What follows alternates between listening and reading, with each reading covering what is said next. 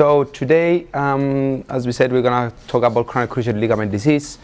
We're going to talk a little bit about the etiopathogenesis, signal and clinical presentation, clinical examination, as well as radiographic findings that we usually see with these patients. And of course, the last part would be regarding treatment options. So as you know, chronic cruciate ligament disease is the most common cause of pelvic lameness in dogs, and is mainly because of three main pathological processes: either traumatic avulsion, acute traumatic rupture secondary to excessive strain, or progressive degeneration of unknown cause.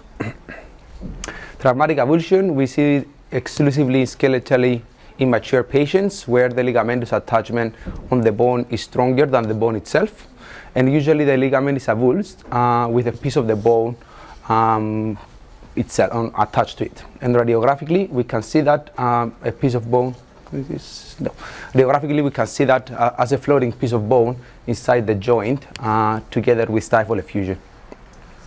The treatment of choice for these dogs is epiphyseal disease, which is aiming to change the tibia plateau angle. And we can see it here. What we did pretty much, we place a screw in an immature patient where the physis is still open. We are closing this part of the joint in order to alter the tibia plateau angle from like this to something like this, similar with the TPLO, but with the placement of the screw. Moving on to the acute traumatic rupture, is similar to us humans, happens with excessive loading, combination with hyperextension and internal rotation. So similar with the athletes, what is happening, he's loading the leg in hyperextension and at the same time internal rotation, and that movement is where the ligament is ruptured. It's quite rare in animals, and it's causing severe pain and non-weight bearing lameness. On examination we can see joint effusion and stifle instability, and then radiographically what we could see is joint effusion, which are those two areas here. You can see the caudal and the cranial joint effusion. Do you guys know how we can differentiate acute rupture from chronic degenerative rupture? Have any ideas? So we can differentiate between acute and chronic based on the presence or not of osteoarthritis. So in a case of a chronic rupture, we are expecting to see osteoarthritic changes, where in an acute case we are not. And the reason for that, if you remember, osteoarthritis is the end result of a chronic process. So in case of a chronic degenerative rupture, the chronic degradation of the collagen matrix together with stifle instability, they exacerbate the inflammation and the degenerative change of the joint, leading to osteoarthritis. That's why we have the osteoarthritic changes in those cases. Okay. Progressive degeneration of the ligament, as you know, is the most common cause of ligamentous rupture, but despite that we don't really know why this is happening. Abnormal conformation and gait, increased tibia plateau angle, obesity and lack of fitness, there are known factors to contribute, but are not being proven as causative agents for this. And as you can imagine, if it's a degenerative disease, will affect the contralateral ligaments. So up to 54% of those patients, they will suffer from a bilateral disease, especially within the first year. Typical history, we have the lameness during or after exercise, stiffness after rest. In case of partial rupture, we have lameness only after heavy exercise, and in case of complete rupture, we have the non-weight bearing lameness for the first few days, and then progress to a moderate to severe weight bearing lameness. And usually with the typical case that we're going to see, we're going to give some painkillers, they're going to go back home, going to get better for a few days, but then they will persistently lame, because it's not a painful lameness, it's a mechanical lameness, because the ligament is gone, so we have that constant cranial tibial translation that is causing the lameness. Any age or any breed can get affected. Typical age of presentation between 2 and 10 years old. We usually see older and occasionally younger animals. Okay. For large breed dogs over 15 kilos, typical age between 4 and 5 years old, where the smaller breeds under 15 kilos a bit later, between 6 and 7 years old. So I like to start my examination with a hands-off first, and I invite the animals outside to see them walking and observe the gait. And this helps me to define which leg they are laying on, especially if the owner cannot decide which leg is actually the problem. So we have a variety in degree of lameness depending on the degree of rupture and chronicity of the disease, and also sometimes from the individuals. For example, this lovely Labrador here, we can see she's severely lame on the left pelvic limb. Now, sometimes, again, depending on the degree of lameness, we may only see settled lameness, especially when the animal is walking.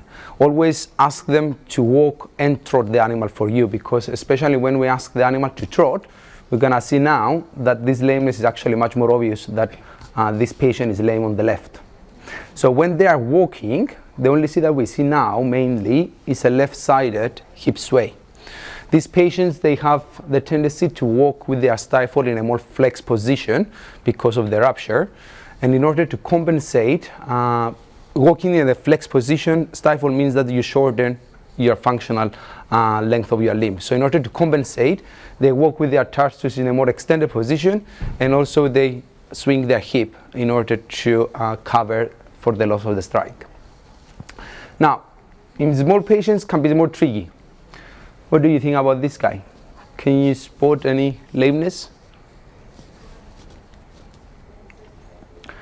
Short legs, walk fast, is actually quite difficult. So what I like to do for these guys is to take a video with the slow motion function. I know it's a bit out of focus, but you can still see, similarly with the thoracic limb, where the head goes up when the painful leg is on the ground, the pelvic goes up when the painful leg is on the ground.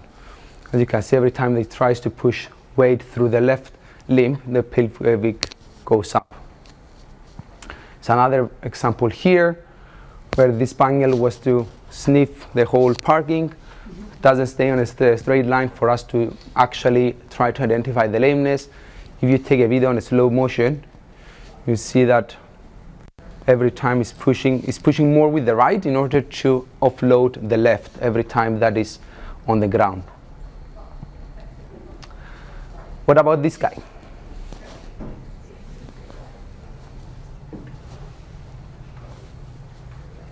Spot any lameness? Bilateral? Yeah, exactly.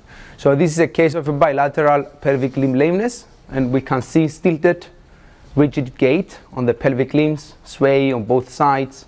Once we see the patient walking from the side, we can see that there is minimal flexion and extension of the stifles. There is some circumduction because they don't want to flex, they circumduct the legs in order to compensate.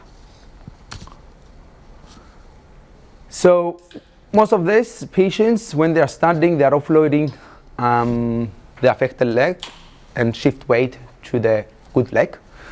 And it's quite obvious, especially the first two cases, it's quite obvious when you observe the animal from behind. If you are unsure, just check the metatarsal fat pad. So in a healthy dog, the metatarsal fat pad should be fully in contact with the ground, as we can see in this guy here. You see the metatarsal fat pad is fully in contact with the ground, where if we have shift of the weight, you're going to see more of that fat pad. This is an old test, sitting test. They used to ask the animal to sit, and as a diagnosis for cruciate, and usually they sit with their affected leg projected outwards. It's not really a diagnostic test by itself, because tarsal pathology, for example, can make them sit the same way. I start my examination by observing for muscle symmetry. It's a good indicator if the animal is using the leg properly or not. In most of the cases, especially here, this pure boxer, you can see, and even the other one, there is an obvious muscle atrophy. In chronic cases, you are expecting to have moderate to severe muscle atrophy. If you cannot see, you can palpate it. Then moving on to flexion and extension of the stifle is usually painful. And sometimes, especially in chronic cases, you will feel either crepitus or a clicking noise, which we refer it as meniscal click if there is a meniscal injury. Okay. Palpate for stifle effusion and check for medial buttress. Do you know how to check for stifle effusion? So we define if a stifle is effused or not if we lose a definition of the patellar tendon. So even if you palpate your own knee, you should be able to feel the medial and lateral side of the patellar tendon. So it means that your knee is healthy. If we have joint effusion, you are losing that clear definition of the patellar tendon, okay? And also, once you lose that, if you actually squeeze a little bit the joint, you're gonna feel that it's bulging, like a balloon. Then check for periarticular thickening, which is usually more profound on the medial side. And you can feel it as a road speed bump, and it's on the medial side here, referred to as medial buttress, okay? We have two main functional tests to diagnose cranial cruciate ligament rupture. As you know, cranial tibial compression test or tibia thrust and cranial draw. I like to prefer with the tibia thrust first because it's less painful than the cranial draw. I found cranial draw a bit painful for the animal. Sure, you all know how to do it, but with one hand we stabilize the femur and the index finger goes to the tibial tuberosity. Remember to push back with that with the index finger, because in case of excessive cranial tibial translation, you need to replace the tibia to normal position in order to have the positive test. And then with the other hand, we hold the metatarsal area and we try to mimic the contraction of the quadriceps. So we flex and extend the hook, okay? And just keep an eye on your finger, as happened here, for any cranial displacement, and that's a positive test. Yeah, we try to mimic the gastrocnemius here, and then you have a positive test. That's another example. On the left, we have a positive test, where on the right, we have a negative test. The same dog, left ruptured, right intact. Then we have the cranial draw, and we basically cause craniocaudal translation of the tibia with this. So what we do with one hand, the thumb goes on the fabellae, the index finger goes on the patella, and we try to stabilize the femur firmly. And then the other hand's thumb goes on the fibula head, and then the index finger on the tibial tuberosity. Make sure you stabilize the femur very well, and then you move the tibia to a craniocaudal direction, as we can see here. Try to perform these tests in a variety of flexion and extension, okay? But try to avoid full extension, because on full extension the collaterals are fully taut, and that will diminish your draw, okay? In puppies, you will get some drawer, and it's referred as puppy drawer, and it's because of puppy laxity, but you should be able to feel a sudden stop after 3 to 5 millimeters. So you will push, and suddenly you're gonna feel a stop, okay? Now, as you've seen before, in cases of bilateral disease, it's really important to differentiate from a neurological disease. So in every case, but especially on those that you have a suspicion for a bilateral disease, please perform a neurological exam.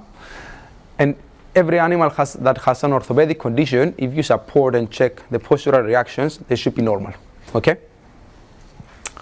Now, if you have stifle effusion, a positive thrust, or a positive cranial draw, then confidently you can reach your diagnosis. If you are in doubt or you need confirmation, then you can take some x-rays, okay? So we take x-rays in order to verify osteoarthritic changes in the routine cases, confirm stifle pathology in challenging cases, for example, in cases that we have a partial rupture or we are unsure if the tests are positive or not, and of course to rule out fractures or neoplasia, okay? Always we take orthogonal views of both stifles for comparison, okay? And always remember to take x-rays of the lumbosacral, hips, and tarsus, because those are the 4 main joints that can cause pelvic limb lameness in a dog, okay? These are the typical position that we do for the TPLO x-rays. So for the mediolateral, 90 degrees, the stifles. Note the position, how we position the contralateral limb. It's very important to avoid abducting the limb. So instead of pushing the limb this way, it's important to forward the limb out of the way. If you abduct the limb, what will happen, the femur will rotate, and then the condyles will not be superimposition, so their position will be not ideal. And then use something like sandbags and wedge sponges to facilitate your positioning. Now let's move on and see what are the most common radiographic findings that we see in case of a cruciate rupture. So this is a healthy joint. As you can see, a nice pristine joint, and on the left and right we have case with cranial cruciate ligament rupture. So the first thing that you look for is stifle effusion. Okay, is the first sign that comes up and is the most consistent one. We define a stifle effusion as an assessment of the infrapatellar pad by a soft tissue opacity. So here we can see this is the fat pad, which it was pushed cranially by this soft tissue opacity. So if I go back, the fat pad is actually here, and it's been pushed cranially by the soft tissue opacity, which is a joint effusion. In a healthy joint like this one, the joint effusion is limited just to the cranial margins of the femoral and tibial condyle. Okay, so this tiny little thing here is a healthy joint effusion that you are expecting, or joint fluid, if I may say, on a healthy joint. Other signs that we see is for presence of osteoarthritis. The first one that comes usually after 3 to 4 weeks is the one at the origin of the cranial cruciate ligament. As you can see, here is a nice healthy joint. We have this little osteophyte there. Then at the apex of the patella and at the trochlear ridge are the other ones that are usually coming first. But of course, the degree of osteophytosis depends on the chronicity of the disease, isn't it? So here we can see a nice example of a chronic case. We can see severe osteophytosis with subchondral sclerosis and joint effusion. And what is interesting to know for this case is that this is the same animal with 18 months apart. So this is actually the right knee that we see there that was left untreated. If you can see here, there is already stifle effusion and the beginning of osteophytosis, and 18 months after, this is how it looks like if we leave the stifle unstable. But also it's a very nice case because it's a good example why we should always check the other joints, because this poor patient has LS and hip luxation at the same time when presented to us. What about here? So this is another good example that what we see, and we are sure that there is a rupture of the cranial cruciate ligament. And why I'm saying that? Because of the cranial displacement of the tibia. So the two arrows, they should match, and it's the center of the femoral condyle and the tibial condyles. In case of complete rupture, we have the cranial translation, and then we see radiographically the displacement. What do you think about this one?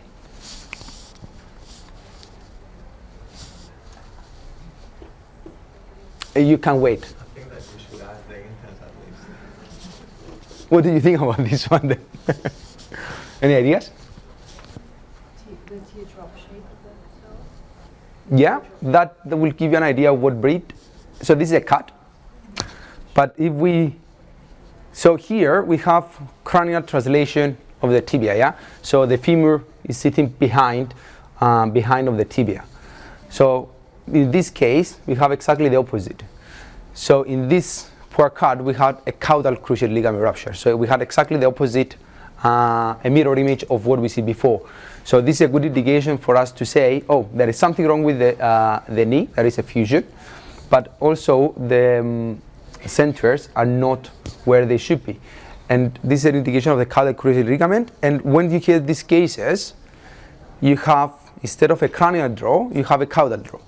So you you perform the test exactly the same way, but you need to pay attention where you get the stop, because it's important to notice the relationship of the two bones, and you will see that you're starting from a position like this and you stop here, where if you have cranial cruciate ligament, you start either from here, you know, and you do this, but in caudal you start here and you do this, and so you feel a sudden stop on the cranial direction rather than the caudal direction. Now, treatment options. We have the two groups, as we always do, surgical and non-surgical. Yeah. On the surgical, on the non-surgical management, we have weight loss or weight management, depending, exercise restriction with lead walks, physiotherapy, hydrotherapy, use of non-steroidals as and when needed, and joint supplements. And of course then we have the surgical options. This is a nice study comparing the two treatment options. So they had two groups of dogs, one treated conservatively and the other one with surgery. And they use a questionnaire and gait analysis in order to define success. So what they found is that after a year, both groups, they had a successful outcome. But the surgical group had a much higher peak vertical force compared to the non-surgical group, which what in practice this means is that the dog is much more comfortable and happy to push more weight through the operated leg compared to a dog that had no surgery. Okay, and of course the surgical treatment group had much higher chances for successful outcome. So 92% versus 67% of the non-surgical group. Okay. So we are surgeons. Of course, we're going to recommend surgery, especially for cases of cruciate ligament rupture, not only for the bills, but we do know that we have a better chances of success. As you know, here we do a TPLO. So briefly about TPLO surgery, we first start by defining our tibia plateau angle, and we measure this by first drawing the long tibia axis, which starts at the center of the talus through the tibial intercondylar eminence. Then we draw a line, this line here, which starts from the cranial to the caudal margins of the tibia condyle, and then our reference line in order to measure the tibia plateau angle. Then we go to a simulator, we digitally execute our osteotomy, rotate our proximal segment, and then find the best plate that we'll use in theater. We start the surgery with an inspection of the joint with median arthrotomy. On the top left, we see two normal ligaments, the cranial and the caudal, where on the right, we see the complete rupture of the ligament. We generally like to debride whatever the remnants of the rupture, and we move into the inspection of the meniscus. And here we can see the hook grabbing the meniscus, and in this case is teared. So this case most likely had a partial meniscectomy. Then we proceed with execution of the osteotomy. We place the pin to facilitate the rotation. Here we can see the rotation and eventually the stabilization. In cases that we have concurrent medial patellar luxation, we can do, depending on how much realignment we have to do of the tuberosity, we can do sagittal realignment using the jig pins. We can do a proper tibial tuberosity transposition, sulcoplasty, or even patella groove replacement under the same anesthesia for those patients. Now, not every patient is the same. Of course, some will be more difficult and more tricky than others. So what we do every time before we close, we check for tibia thrust. We need to make sure that it's negative. And also we like to check for pivot shift. So do you guys know pivot shift? Have you heard about pivot shift? So pivot shift is the cranial subluxation of the tibia resulting in a lateral jerking of the stifle when we apply internal rotation of the pes. So what we see here, we are testing now the tibia thrust, which is negative, and as soon as we apply internal rotation of the tibia, you can see that lateral jerking of the stifle. This is called the pivot shift phenomenon. Okay, in a healthy joint, the twisting, as you can see, they are twisting, the cruciate ligaments are twisting between each other, is limiting the internal rotation of the tibia. So in case we have a rupture, and especially complete rupture, that limitation is gone. So in some cases we do have pivot shift. So what we do, we place an internal brace, and here we can see Swiftlock from Arthrex, and is using a non-absorbable inert bore interference screw to secure the fiber tape suture material to the femur. So here we can see we choose an isometric point on the caudal aspect of the lateral femoral condyle. We place the screw, then we create a tunnel, come to the medial side, and then we secure the suture to that notch that that Atherex is providing us on the plate here. The aim of this is to limit the internal rotation of the tibia for long enough until the body creates enough scar tissue and stabilize this movement. Okay? Of course, before recovery, we take our x-rays, make sure that everything is fine, as we can see here. And here is another case that has an internal brace placed. I don't know if it's obvious on the screen, but the arrows, they indicate the place of the interference screw. It's just a black tunnel. So most of the patients, they stay overnight, and the vast majority, they go home the next day for their 12-week of post-operative plan. We divide our plan into two groups. First 6 weeks and then the second load of 6 weeks. During the first 6 weeks, we are much more careful how much we are doing and how the animal is behaving at home. So generally we recommend cage rest. And throughout those 12 weeks, we do like them to stay on the lead. Okay? They stay on the lead, but of course they go outside. They can go outside up to 5 times a day. And depending on which week we are increasing the exercise. Okay? And it's important that they carry on exercising.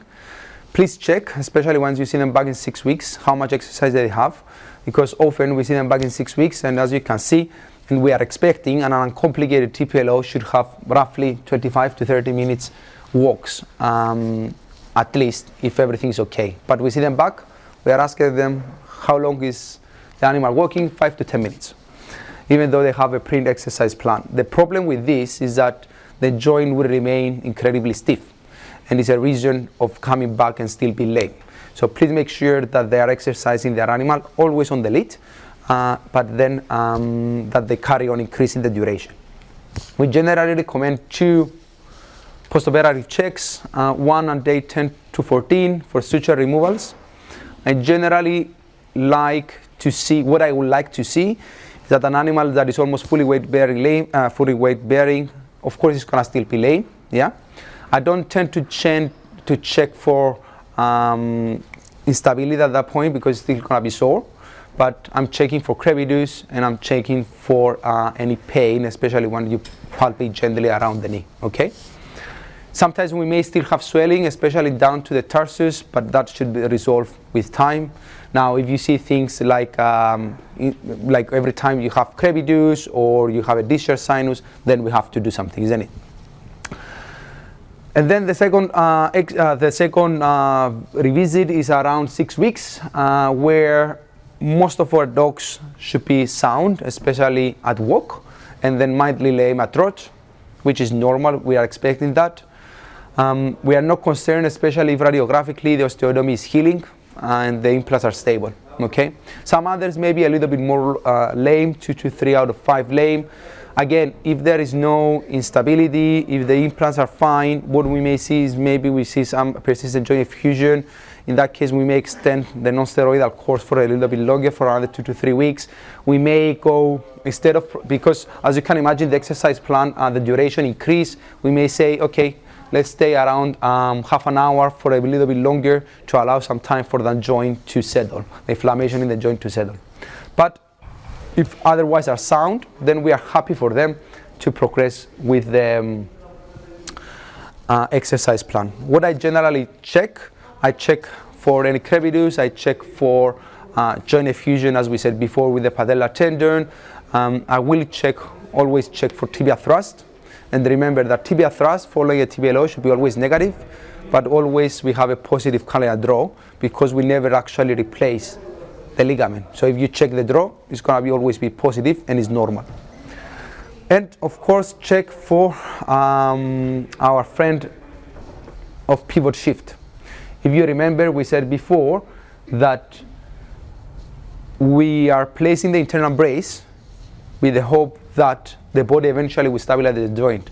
And that's because we are expecting at some point that suture material will fail. If this happens before the body creates enough scar tissues to stabilize the joint, then we're going to have pivot shift at the 6 weeks recheck, as we can see here. You see, the lateral jerking as we had similar before. We don't tend to do a second surgery for them because in reality, before the development of this internal brace, we used to do nothing about it, and they used to just get better conservatively. So again, we may alter the plan a little bit, drop the exercise to 20-25 minutes for a little bit longer on the lead until the body gets, the stifle gets a little bit more fibrotic and stabilize the joint. If everything is fine, then we move on out of the cage, depending how crazy the dog is. Some typical German Shepherd that wants to conquer the world, we may say, let's stay in a single room. If it's a lovely Labrador, you know, then they can roam around the house. We are fine with that. We definitely like them to have some hydrotherapy, at least once or twice a week for the next 6 weeks. Really helps with the muscle development and joint stiffness. And then by week 12, it should be back to normal and they can go and enjoy their life. So now, why we do prefer TPLO over the rest of them? Yeah, up to recently, the surgery of choice was based on surgeon preference, you know, and for many years was the argument which surgery is best, which is the best to use. Now we have the evidence to support a little bit that TPLO is better. So this is a nice systematic review, a recent systematic review comparing the two surgeries. Even though you can see that it was almost 4,500 TPLO versus 1,200 of TTA, the average total complication rate was 16% for a TPLO versus 21 of a TTA. And this table on the right is indicating the distribution of intraoperative, minor, major, and catastrophic complication, as well as total complication of each reported study in a percentage. Especially if you see those three groups here, TTA said the red one is in a much higher complication rate. This one is the overall the major complication that we can get in the two surgeries. Pay attention to the meniscal injury, delayed meniscal injury. So in the case of the TTA, we have twice as much the chance of a delayed meniscal injury.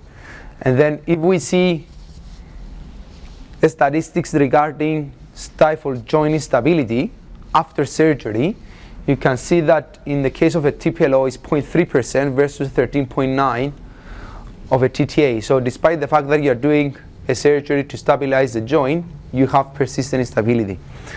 This is a nice fluoroscopic video showing actually the persistent instability after surgery. And what do we mean about that? We still have cranial translation of the tibia at the end of the swing phase. And if you notice, at the end of the swing phase, here, the tibia goes forward every time that the animal is transitioning from the swing phase. This one learned his lesson, had a TPLO for the second leg. You can see that the TPLO played there. And the conclusion that is that the hypothesis supported that the TPLO is, has lower complication rate and better improves clinical functional outcomes. This is another study comparing the long-term functional outcome of the three surgeries that we have, TPLO, TTA, and extracapsular suture. What they use a force plate gate analysis in order to define success. And what they found is that animals treated with a TTA, they perform well when they walk, but when you ask them to trot, you cannot differentiate them from the ones that they had an extracapsular suture. So we perform a major surgery, doing osteotomies, placing implants, in order to have an animal that is performing as well as placing an extracapsular suture. So this is another, and of course I forgot to mention that TPLO had operated results similar to the control population after 6 to 12 months postoperatively. This one here is an extended long-term radiographic and functional outcome comparing TPLO and TTA. So basically they follow up the animals for over 3 years, and they evaluate them not only clinically but also radiographically. And what they found is that for animals treated with TTA and bilateral surgeries, the osteoarthritis was progressing much faster compared to the TPLO. And that TPLO had subjectively seen less pain and fewer mobility issues after.